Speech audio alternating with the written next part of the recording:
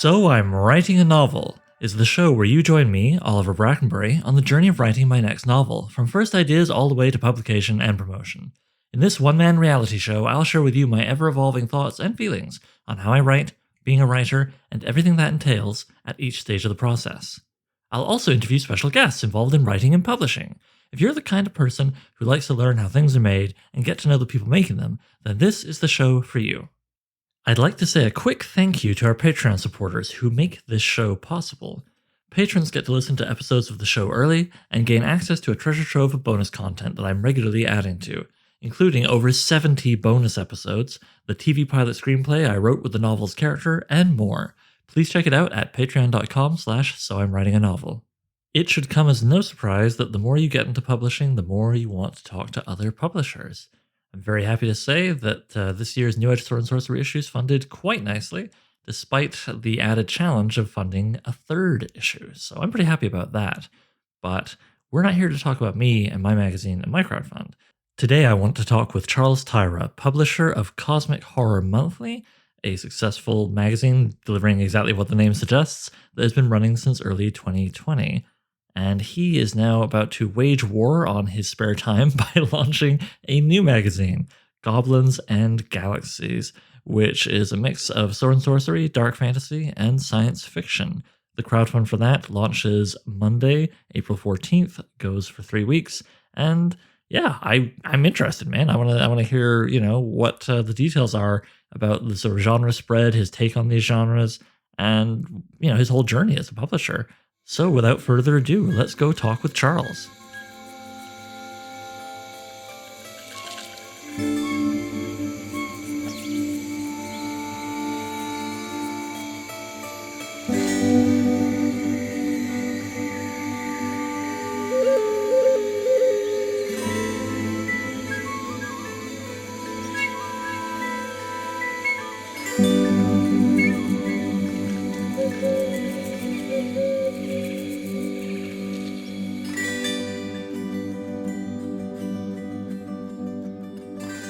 And here I am with Charles. Hey, Charles.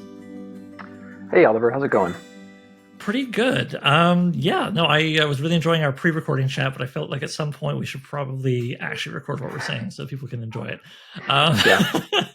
Yep. So, I really appreciate you making time because you are a person who's publishing one magazine and is now thinking, I don't need spare time. What if I published two? Yeah. I tell my colleagues that I am a glutton for punishment, but I love the publishing aspect, and I got into it as a writer, and it kind of just like publishing and editing just kind of took over as my main love. So. Well, actually, that you've anticipated my first question because I was wondering, what is the origin story of you being an editor and publisher, starting with Cosmic Horror Monthly, or maybe there was something else before that I don't know about. Like, how did you make that leap, and why? Yeah, that's a great question. I didn't say this a second ago, so thanks for having me on the show. Oh yeah, what you guys do is awesome. But to get back to the question, I can answer it as depends how much time we have, I suppose. I've been reading speculative fiction for a long time, like since I was a little kid. And I got into writing kind of after high school. It's kind of funny, during high school I hated writing, but then I learned to really enjoy it, and I got into it. Did you just have the wrong English teachers? So often I hear people say, I didn't write for 10 years because my one English teacher told me I was an idiot or whatever. I mean, I think that's as good a answer as any. But it's just kind of one of those weird things. But so I got the idea that I wanted to write a novel. It was in the dark fantasy genre. I'm not going to get into that too deeply. It wasn't any good because it was the first thing I really tried to do. And I started thinking about how to build an audience as a writer. And it occurred to me to kind of just help other writers. And collect short stories and publish them and kind of build an audience, because I knew I wanted to write at the time really in cosmic horror specifically. So I started doing that, and like I was saying a second ago, that just kind of took over. I think I'll probably get back to writing eventually, but I love building the magazine, putting them together. I love slush reading. I love like reading new Wow. stuff and discovering things. And over 5 years, that hasn't really changed. So here I am with magazine number two. Hey, awesome. And hey, no wrong answer, obviously, but like, so you have fully taken a break. You just like creative writing is something for later. You're not doing that right now. Yeah, I did kind of fully decide to not focus on that. I tried to do both early on, but then I found that it, it takes too much focus. Mm. Both things individually require too much focus. I had to pick one and stick to it. No, fair. I mean, I was warned by many going in myself. They were like, "You're gonna have much time to write," and I was like, "I know I won't have as much time," and I'm still hanging in by my fingernails here. We'll see what happens, but Yeah, yep. Oh dear. But I hear you on the pleasures of assembling the magazine, and you know how, especially when you said about being able to help other writers. Like I am finding in my own journey is an incredible pleasure to be able to treat creatives in general, right? 'Cause artists as well, but authors the way you would like to be treated. Is that what you find? yeah, exactly. From one publisher to another, it's like we're not no, we're not against each other. Like there's so many writers out there, and there's never going to be too many places for storytelling and for good stories to show up. And I kind of like when I was first getting into publishing, I was hearing all kinds of things about writers being mistreated and how writers would uh, you know not be paid. That was kind of just like kind of like cardinal sin to me. I was like, well, that'll never happen. Mm. So I kind of like started foundationally as how like what's the right way as a writer that I would want to be treated. I think that's a great foundation. That's what I try to do because, you know, exactly. You hear about so many issues. There's literally that Writers Beware website, Yeah, you know, various other online spaces, people just sharing stories, and you're like, holy hell, I don't want to be that publisher. And so I just to check myself if I'm unsure. I'm always like, well, how would I feel if I was on the other side of the table from this? And if it's like, okay, not so great, maybe I shouldn't do that, you know. yeah, exactly. You know, because I mean, not paying people is an obvious one, but there's also more subtle things that you encounter as you go along that you maybe didn't think of at the beginning. Oh yeah. But yes, so what happened precisely with Cosmic Horror Monthly? You just like woke up and like today's the day, or what was there a particular inciting incident there, or what? I think it was a bit of a slow progression over a couple of months where I was like, you know what, I'm gonna start a blog and like really try to bring some awareness to cosmic horror. Like it's not all about H.P. Lovecraft, even though he gets all the credit, and deservedly so. But like there's so many other writers, even from his time and before, that were like instrumental in creating what became that genre. And Hmm. so it was kind of always going to be about highlighting that. Um, and then I kind of like was looking around, and I should probably mention I grew up surrounded by my dad's like magazine collection of So it's all mostly science fiction and fantasy, and but it's just like a big giant library. And so like there was always that in the back of my mind too, where I loved the look and feel. And so when I was thinking blog, but also like I would love to create one of these magazines. And for cosmic horror, there wasn't very many, particularly in print. And I decided to fill that space. cool. And like, I've only become aware of your magazine in more recent years. Pardon me, but when it started, you know, were you digital only, or you know, how has it evolved in the broad strokes since then, since the beginning? Yeah, that's another good question. I mean, I was like completely learning as I go. The first couple of months, it launched for digital only because it was one of those things where, still kind of thinking as a writer, I didn't want to charge anyone for a magazine Mm. if I had no idea what I was doing. So initially, it was digital only, and I was just giving it away for free. But then, like, it was really started nagging at me that I wanted to do print, and you can't really do a print magazine for free. So Not really. No, no. about 6 months in, it became pretty close to the model that it is now. And for those who aren't familiar, what would that model be? Yeah, so it's a digital and print magazine that is delivered every month. Okay, print on demand or traditional printing, or how do you do that? Traditional printing, that's Awesome. something that's changed quite a bit, and I think it's kind of unique to what we do is that I was able to find a local printer where I live in Oklahoma City that does a really good job putting the magazines together after I lay them out, and so I like buy them in bulk and then I distribute them myself. Good for you, man. That's awesome. I'm lazy. I get them printed somewhere else and shipped to somewhere else in Chicago, and yeah, I just somebody else does it. No, man, that takes stamina. I've been to friends like mailing parties when they're doing zines or other things, and yeah, just sitting there watching TV for like 4 hours, putting things in envelopes. Is that what you do, or It's kind of like that every month. Yep. awesome? And a monthly schedule. I mean, how have you felt keeping on top of that all this time? Has there been a month you missed, or Yeah, it's there was particularly because CHM started during right when COVID started. I like got the right? idea late 2019, so just before. It was real convenient. Yeah. So there was a lot of different issues with the like printers I was trying to use. So for 1 month there was like a paper shortage. And so that magazine got delayed until so I had to we ended up shipping both of them like a month late. But other than that, we've been pretty consistent with getting them out. It is a lot of work, and it's caught up to me a couple of times. But usually, what happens is I'll just like now I got to bring someone on to help. I'm lucky to have a partner that helps with the distribution on a monthly basis. But I've had to grow the team that like does the kind of the editorial side of CHM in order to alleviate that.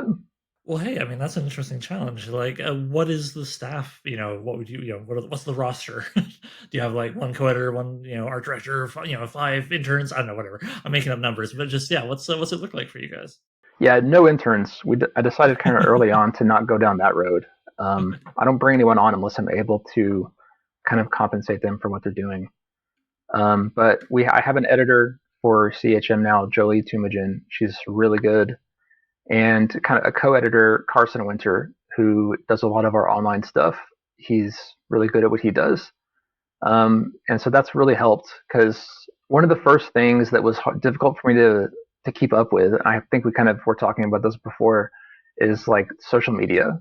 I'm super inactive on social media, and so having some help with doing that the right way made it a lot easier and kind of saved me from burnout. Yeah, because of course that's one of the big scary things, especially early on when it's tempting to just keep putting on more hats. Oh, this other thing needs to be done. Well, I can do that too, and you just say that 3 or 4 times, and then you're like, "Where? When do I sleep?" So, Yeah, exactly. have you ever hit that wall with burnout? Do you think, or have you managed to avoid it so far? I've managed to avoid it.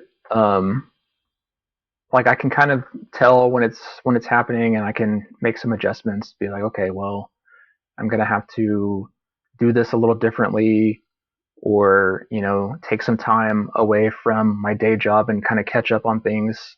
And I'm lucky enough to be able to make those decisions.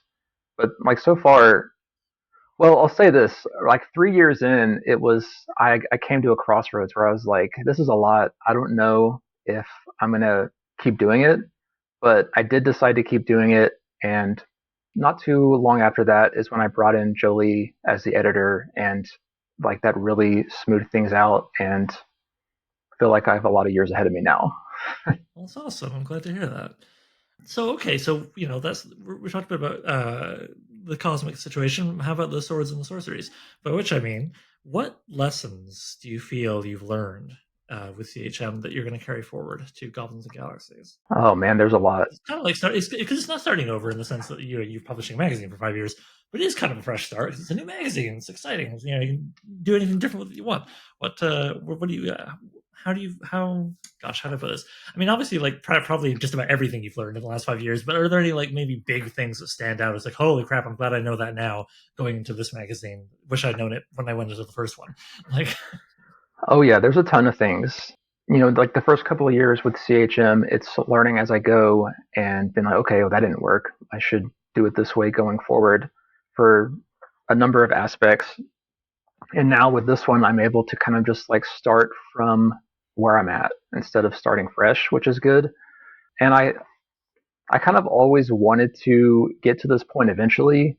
Like Weird Tales was my favorite magazine growing up. I kind of mentioned being surrounded by all the like pulp magazines. Weird Tales is the one that like stuck out to me as being the coolest. And I feel like it was really foundational for both cosmic horror and sword and sorcery. And so like I grew up reading both of those and I loved them, and I kind of wanted to like bring the other half to it, like because with a lot of the issues of CHM, we've tried to kind of like pay homage to that era and especially with the way the print magazine is put together and the way it looks. And so we want to kind of do the same thing with Goblins and Galaxies. Okay, so how would you say you're going to pay homage? Because like, let's bring it forward to Goblins and Galaxies now. Like, when you say pay homage, obviously there's the content, but will like the physical artifact of the magazine, like will its layout be inspired in part by Weird Tales? Because I'm lucky. I live near a big sci-fi fantasy archive, and I've actually been able to pour through like original issues of Weird Tales and just enjoy, obviously seeing the stories and the art. But then you'll appreciate this. Like, look at the layout. Look at like exactly every little atom of the object in front of me. And so, like for example, for fun, I noticed in like literally the first few issues, it probably continues past that. Occasionally, you're reading through a story and you see like a little text box. It's like, hey, if you want to see the next installment of this thing you're in the middle of reading, check out blah blah blah story by so and so next month. And my thing doesn't come out often enough for that to work. But I was like, hey, what if we stole that? And it tells you instead of back issues. Like, so if like say you're reading a story in issue 5 and you're really enjoying that character, hey, guess what? That character's in issue 3 and issue 1. Go back and check them out. So we threw that into our issues from last year. We'll see what it does for sales. I don't know, but it was a fun way to just kind of like try and play with and learn, from like things of the magazine Weird Tales, because obviously I published SNS and it's pretty important to that too, as you know. So I love it too. So my point is, sorry, in Goblins and Galaxies, are you going to be doing anything like naming the letter column the same thing, or are you going to have a letter column, or what from Weird Tales goes into Goblins and Galaxies, you think? So it is kind of a look and feel thing. I'm in a kind of a place now where I don't want it to just be a carbon copy of what Cosmic Horror Monthly is. It needs to like take on its own life while also still managing to pay homage, like I was saying. And so there's a lot there's a lot of little things that go into that. And there are like kind of like you mentioned, there's little things that Weird Tales did that I really like that will be sprinkled in. Um, there's a couple of things we've done with the little text blocks in CHM where it's like a little summary of the story or like a little snippet from it that we might still do. But yeah, there's definitely going to be the editorial column, and kind of the 2 column layout is still going to be there that I think CHM has kind of come to be known for in the print magazine. And the way that Weird Tales did art is one thing I'm going to bring to Goblins and Galaxies. Okay, so that's aside from the fact that my brain just was like, so you're gonna get the ghost of Virgil Finley? No, but like when you say the way they did art, for those who maybe aren't as familiar with the magazine, Weird Tales, what do you mean by that exactly? I always liked. Now I haven't leafed through every single issue there ever was, but like a lot of the There are a older few, yeah. ones, when they incorporate artwork into like the titling, I always thought that was really cool and plan to do stuff with that, as well as kind of just like insert images for each story that are like illustrating the story itself. I gotcha. And do you have like a plan of like we'll have one, full page or one insert for each story, or are you just gonna play it by ear, or and budget that kind of thing, or how are you We gonna do do it? kind of have to play it by ear. It depends on the campaign. We're going to have some stretch goals for increasing the amount of art that we're able to do. But Okay. I hope to have at least one piece of art for each story. What is the origin story of Goblins and Galaxies, other than you sitting down and going, "I need less free time"? What made you decide to do that subject matter? Well, you mentioned a little bit, I guess, like you felt that's the other half of Weird Tales in the sense of SNS and Cosmic Horror, the two biggies born out of that magazine. But yeah, why this? Why now? Why the name? Yeah, those are all good questions. Other than the fact that I don't want to have free time, it came down to like me realizing just how much I enjoy managing CHM. It's become a joy, and just like wanting to expand on that. And kind of since the beginning, like I said, I'd mentioned wanting to do the other half of like the tribute to Weird Tales. It kind of started as just like I wanted to do something in the fantasy genre because that's always been really close to me. And I was having dinner with a good friend of mine, and they kind of mentioned, well, there's not a whole lot happening with sword and sorcery, so you could consider that.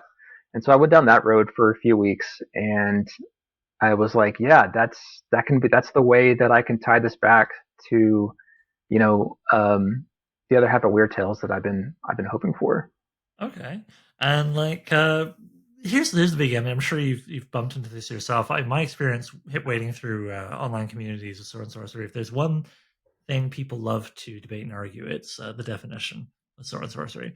So this is not a test; you can't fail it. I'm just curious, what does sword and sorcery mean to you? What would you call sword and sorcery?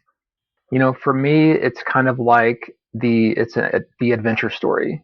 Even going back to like one of the first big books that I read was The Hobbit, which I consider a work of sword and sorcery, and which is, I mean, is a little bit of a different approach than like what Weird Tales did.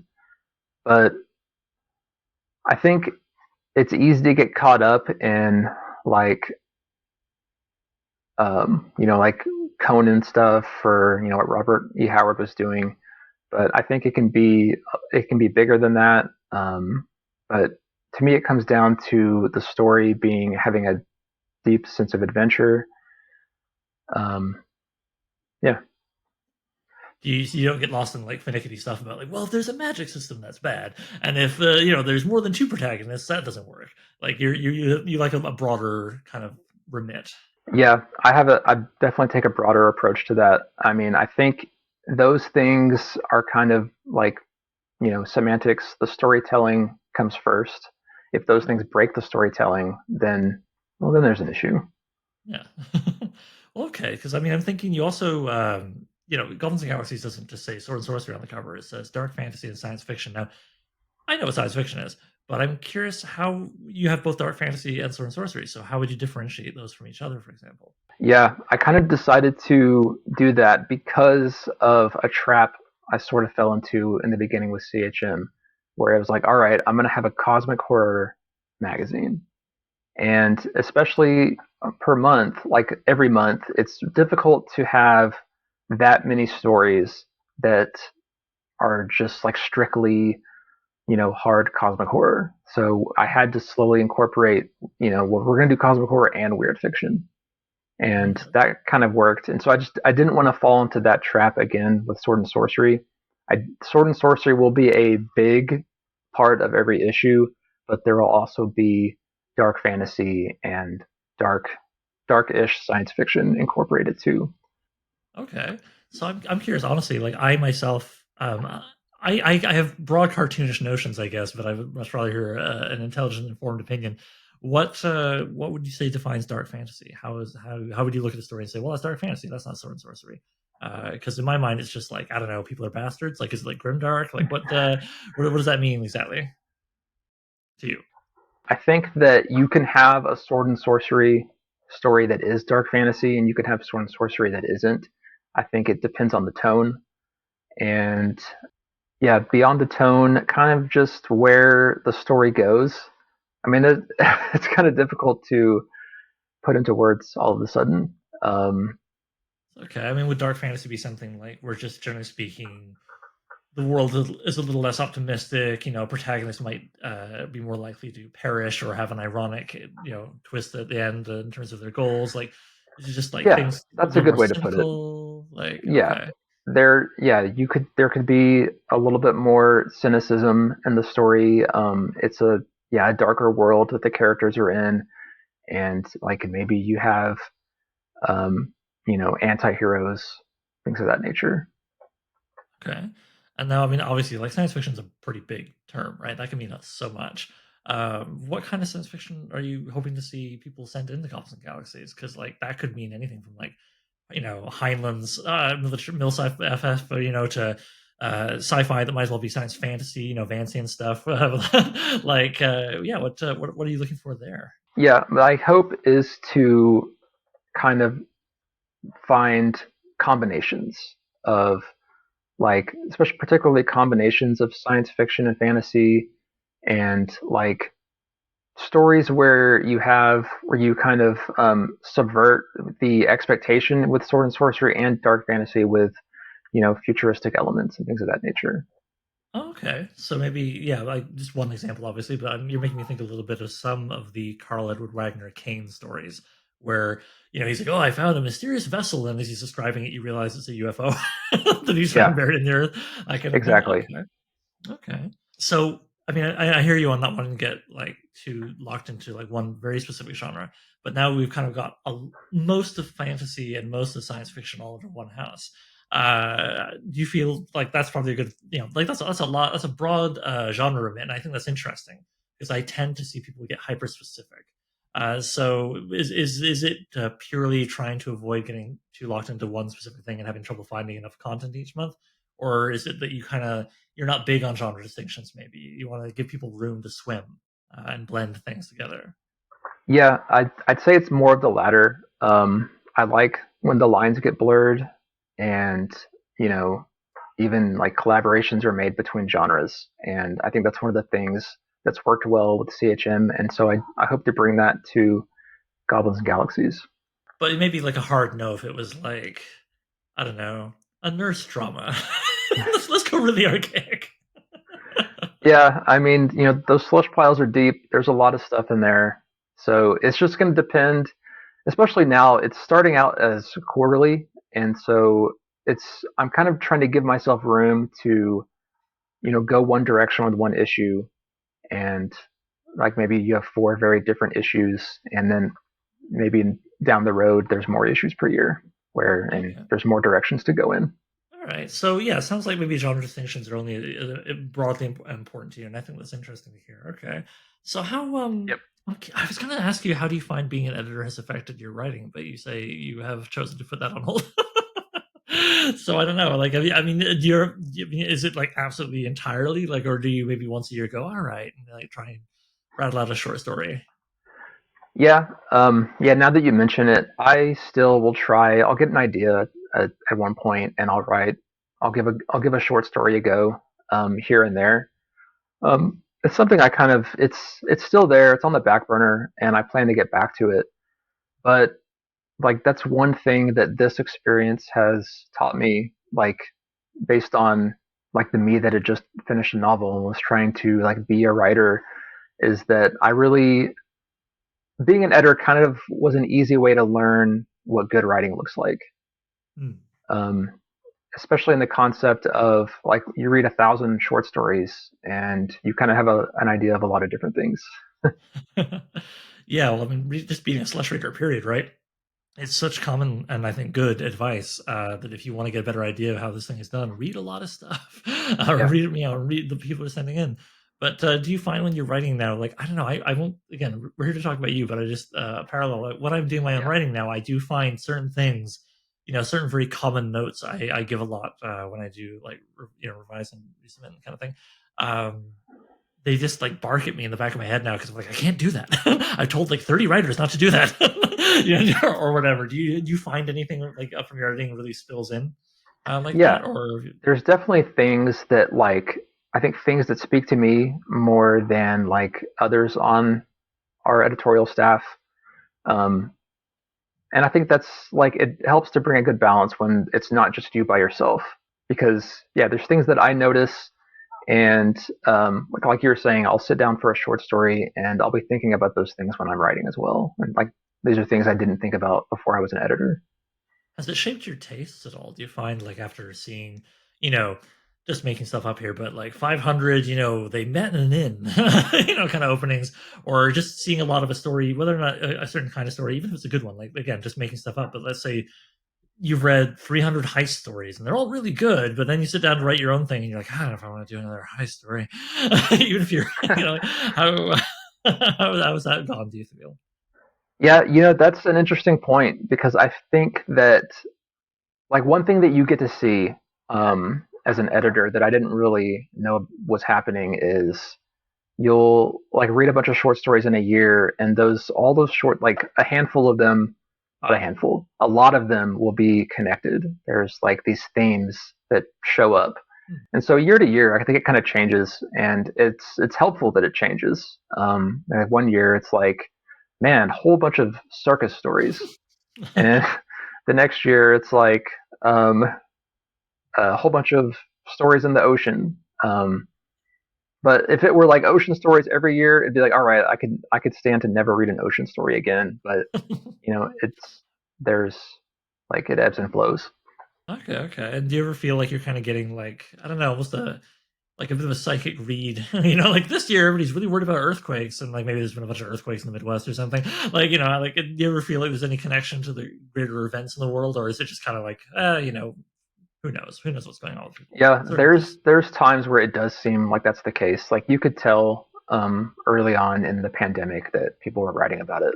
Yeah, of course, right? We're all stuck indoors. Like, well, what's going on with me? The pandemic. But yeah. Yeah. All right, okay. I'm curious, what surprises have you run into while being an editor? Because like you've learned a lot, obviously, and I'm sure some of it's just real mundane, like, oh, that's how you do formatting. But like, you know, for example, you were surprised to learn that you encounter these kinds of trends every year. Has anything else really caught you off guard that you think is kind of interesting? Man, there's a bunch of things. It's like which things should I mention? I think the biggest thing that caught me off guard is maybe I'll go with like don't listen to what people are saying on YouTube. Huh? That's interesting. So what happened there? Were people being like, "Cosmic horror is dead. Nobody wants to read about it," and you were like, "Oh no!" But then, Well, actually, it was magazines are dead. oh yeah, So, like, and I don't know. I think, and there's to some degree you could justify that, but I think the biggest thing that I learned is like nothing is really dead if you like put your like heart into it. You know, if you put everything you have into something, you can make it great. And there's always going to be people that you can find your people. yeah, and I think well, I mean, people like to say lots of stuff is dead. Fashion's dead, movies are dead, you know, whatever, right? Whole mediums are dead, and you're like, all right, sure. But the magazine thing, like, yeah, okay, maybe it's not like we live in a post television, post film era where it's not 1937. It's not like, Yeah, you know, we're not printing kabillions of copies for everybody because it's the main form of entertainment practically. But yeah, like I don't know, especially because it ebbs and flows. I've seen more magazines come out in the last few years than I think I did in the previous like 10 or whatever. I think maybe it's the POD thing, maybe it's something else, but it just I feel like there's more interest in them going on. yeah. It's possible that maybe I just got lucky with the time that I started CHM, and the whole everyone is jaded from social media and no one wants to use digital stuff anymore, so we're all reverting back to older forms. That could be the case, Well, and but also I think about people remember when Kindle and whatever it all came out years ago, and people went, "Oh, this is it. Young people will never read a physical book again. They will only read digital." And fast forward to now, and it's like actually young people look at screens so goddamn much they want to break, and yeah, so they tend to exactly. pick up physical formats. And the most common people I'm aware of who use e-readers, aside from folk who maybe have issues with like font size and stuff, and it's easy for that. Are older people who want to downsize or travel with all their books. Yeah, Like it's so not young people giving up books. Quite the opposite it feels. And so I think maybe we can get especially through art. I think that's a good way to get new people into magazines. I really think like I personally would love to get my thing into comic book shops and get people to see the covers and go, oh, what's this all about? Okay, there's more words, but still, art. I don't know. Maybe that's a thing to do.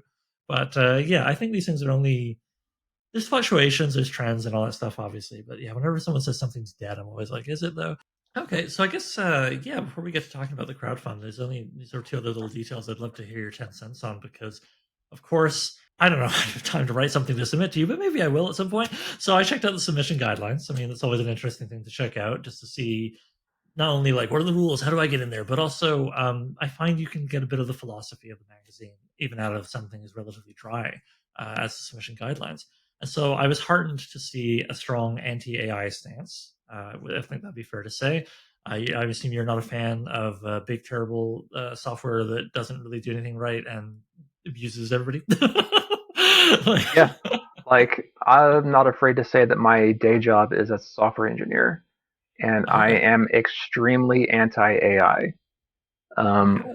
we accidentally at CHM a couple of years ago, I accidentally licensed an image that was created with AI, Oof. and like it appeared, and someone called me out on it, and I was like, "Ooh, all right, well that's not good." So we like shifted the magazine and re-released it with no cover, and like there was pushback on like are you sure this isn't short-sighted to leave AI out like that, but it's like not something I'm going to waver on. And I think that's important. I think it's important for people to have firm beliefs about this stuff, but also to like not be afraid to publicly say about it. Which is it's funny because it sounds like such a it sounds almost like kind of red meat for me to say to like another publisher like about AI, but you do see some publishers just cranking it out. And I'm not we're not here for a gossip column to talk about those who are, but it does always kind of horrify me when I see it because it always makes me feel like I'm there's so many critiques of AI, and this is not a podcast about that issue, but it's just Yeah, this thing of like if you can't be bothered to draw the thing, why should I look at it? You can't be bothered to write the thing. Why should I read it? And personally, as soon as I see AI art on a cover, I distrust the contents immediately, right? Because if they're willing to do AI art, why wouldn't they do AI words? In which case, what are we doing here? What's the point? So yeah, I think it is important to let people know that in submission guidelines and say just like, no, get out of here with that. We do the same thing, and certainly, if I were ever to catch someone submitting AI, I would just blacklist them for life because how do you ever trust them, right? yeah, So yeah, it was heartening to see you put that in your sub guidelines. I appreciated that really. And the other thing I noticed was that you guys are pushing to help increase the diversity of authors submitting. May I ask again? There's no wrong answer. I what I do with my magazine, so I'm on side here, but I'm just curious. Like, what are your feelings about the importance of that? Do you and how maybe things have changed in the years you've been doing the magazine? Do you feel it's a little less? What's the word I'm looking for? Just monolithically, guys like yourself and myself doing cosmic horror. Do you think things have broadened in the last while? How do you feel about that trend? I feel like there's progress. It's interesting to say, like, a subject to talk about, being who I am. But I still think it's important, and it's an important point for me to make alongside when I say that, like, I'm trying to pay homage and tribute to the times of weird tales and turn of the century pulp magazines. But back then women had to like publish under pseudonyms where it was not obvious that they were a woman, and I don't love that. Diversity is very important, and it's going to be one of the foundational blocks for Goblins and Galaxies. Yeah, no, I'm really happy to hear that because again, obviously, like if anyone even has a passing familiarity with my thing, they know it's a priority for me as well. And it's just this thing where we all have to work together to contribute, including yes, us. For those who can't see us, classic white guys, and I won't presume Yeah. sexuality, but I'm an off the shelf straight guy, so it's just cisgender or whatever, right? And it's like that's Yep. cool. We all have to join in, and it doesn't mean excluding anybody, which I think is the big thing. Sometimes people who do get a little uptight hearing, oh, diversity, huh? Well, you're not going to publish any white guys? It's like, no, we'll publish you guys too. It's just this funny thing. I always try to turn around and be friendly about it and be like, guys, this makes everything better. This is good. Yeah. This is more people, We not less people. exactly. I plan to publish everyone, and like I really mean everyone. Yeah. But I think it's good that you have that like in your submission guidelines because something I've talked about with a lot of other editors and just people in general who care strongly about this stuff is the difference between passive and active inclusivity. So, like passive inclusivity, right, would be like saying, "Well, I don't hate anybody. I'll publish anybody," but then you don't do anything really to let people know it, and so people might look at the scene that you're a part of, and especially if that scene is kind of like largely dominated by one demographic, they might go, "Oh, well, I mean, nobody's telling me to fuck off, but nobody's telling me to come on in either. So I don't know. This doesn't look like it's for me. Most people there aren't like me. So, so I think it's better to be active. And there's so many different ways to do the active thing. And there's a lot of debate about that. But even something as simple as I say, like putting in your sub guidelines, like just letting people know, hey, come on in, like Yep. that's being active and you're going to get better results. And I think it just really enriches the whole shabazz. I really like it. So yeah, cool. Good to hear about that, man. So, all right, let's get you out of the sticky weeds of DEI and let's talk about Goblins and Galaxies, the crowdfund. I'm going to get this thing out as soon as I can, probably on launch day or something. I find that's most effective. I appreciate that. Yeah, no problem, man. I mean, we'll lift each other up. As you say, there's room for more than one magazine, heaven forbid. Can Oh yeah, you imagine? always. Can you imagine there was just one magazine? It's like you got to get everything out of that one. Anyway, it's like Vogue and whatever. Yeah. So point is, when does the Goblins and Galaxy crowdfund launch? It's on Kickstarter, right? Yes. And when does it launch? Is it going to be the classic 30 days? What's exciting about it? Why should people care? Come on down. Give your spiel. Go for it. Yeah, I've done a couple of Kickstarter campaigns before. One successful one for Cosmic Horror Monthly, and so I'm kind of doing a lot of the same stuff we did for that one, where it was 3 weeks instead of 30 days. Hmm. Um, Okay. And so it's going to open on Monday, April 14th. I suddenly need to make sure that's the right date. It is Yeah, April yeah. 14th. There we go. There we go. We're having a like a virtual launch event as well, um, and the link to that is on the Kickstarter pre-launch page. So like everyone is welcome to come to that and listen to some of the readers reads from their stories that are going to be in our special issue number 0. And yeah, so April 14th for 3 weeks. Um, and then right after that, we'll have our first open call. Awesome. And is it going to be a sort of a standard pledge will be for like 4 issues in digital or 4 issues in print, or will there be any kind of like wacky higher tier pledges? What's that? Yes, there's different tiers. There's a digital tier because I recognize that some people still do prefer to read their magazines digitally. And then there's print, which is going to be for the standard 4 issues. Although anyone who pledges on the first day gets the issue number 0 that I mentioned added on, so you get 5 magazines. And then there's a tier with some commemorative merch, coffee mug and a T-shirt.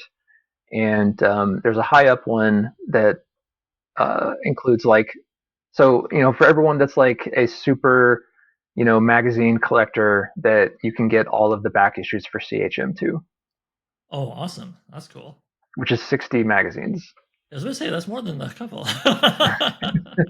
But you know what? You put up these things, and in my experience, you put up some higher, wackier tiers, and you think, nobody's going to go for that. And then, like, a few people do, then you're always really happy for them. So, better to put it out there. They can't pledge for stuff that's not on the crowdfund, right?